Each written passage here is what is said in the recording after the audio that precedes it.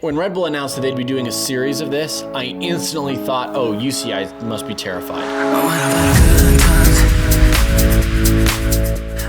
There's a pretty good history between Red Bull and specifically Red Bull TV and the UCI cycling community for a long time.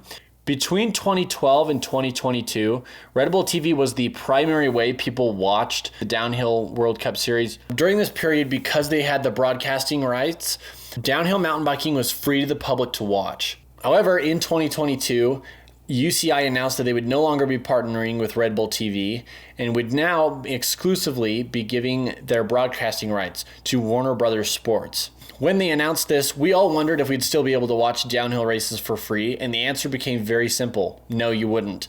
It was put behind a paywall. I believe it was like $9.99 a month or like $100 to watch the full season. Honestly, for me, I was like, well, I don't know if I'm going to get to watch it. I don't know if that's something that's worth for me to spend money on. Sure, I still watched the highlights when they came out online. I was super bummed last year to hear that Amari Piron was out for the entire season.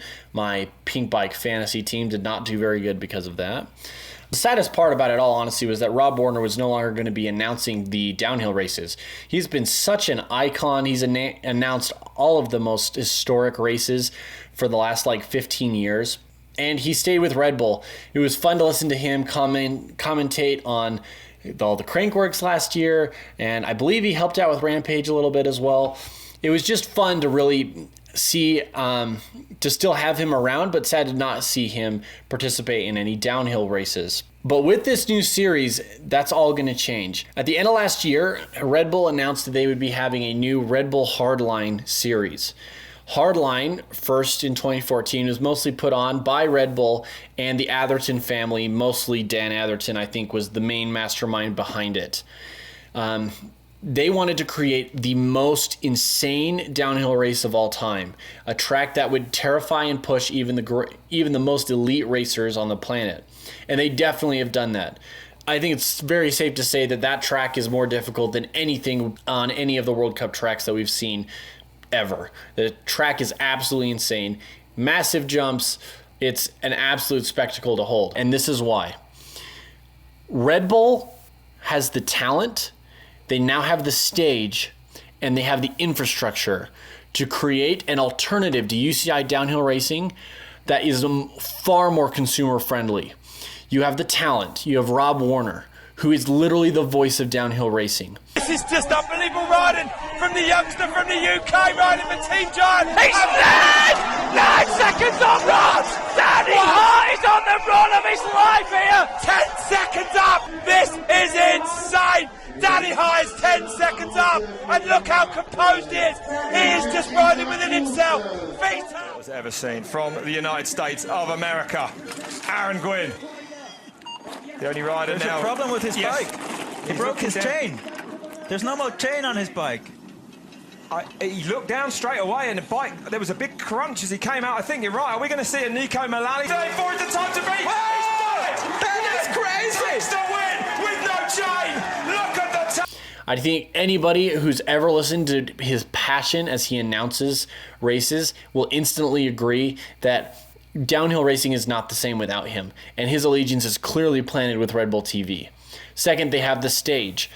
If this new Tasmanian location that they just announced is going to have an equally difficult track as the Wales track, these courses will be far more difficult than anything the UCI Downhill World Cup has been doing, and will have the bigger stage. And three, they have the infrastructure. They've been already in South America, their urban downhill races have had tons of success, and so they clearly know what they're doing. They don't need the UCI, infrastructure. They don't need the UCI to hold their hands. They know exactly how to run these races. They know exactly how to make it competitive and interesting for the viewers to watch. I am so excited to see how these races turn out, because if it is exactly what they're saying it's going to be, who's going to stop them from having 3 stops? I mean, look at Crankworx. Crankworx was just 1 stop in Whistler for over a decade. Now there's 4 stops. Red Bull Hardline starts to have more stops. I guarantee you many of the high-profile racers would rather race the Hardline stretch rather than race UCI. Now, right off the bat, as a little bit of a rebuttal to myself, I will have to admit that right now the formats for the two races are very different. You have Hardline, which is a 20-rider, almost invite-only list right now. Many of them from the UK, mostly because it is a UK event. And then you have UCI, which any team sponsored that wants to pay the entrance fees, I believe, those teams can get in. But it would not be very difficult to allow A, more riders, and B, more team-focused thing if they wanted to. But with all their experience with Red Bull Rampage, I wouldn't be surprised if they keep this invite-only approach. Let me know what you guys think in the comments. I really think this has the potential to upset downhill racing, how we view downhill racing in the entire world. I'm super excited for the first stop in February. I'll be covering it here on the channel. If you're interested in my preview and predictions, please give me a subscribe down below. And I'll also be doing my reaction and letting you guys know how the race went if you're unable to watch it. And with that, I'll talk to you guys all later. Peace.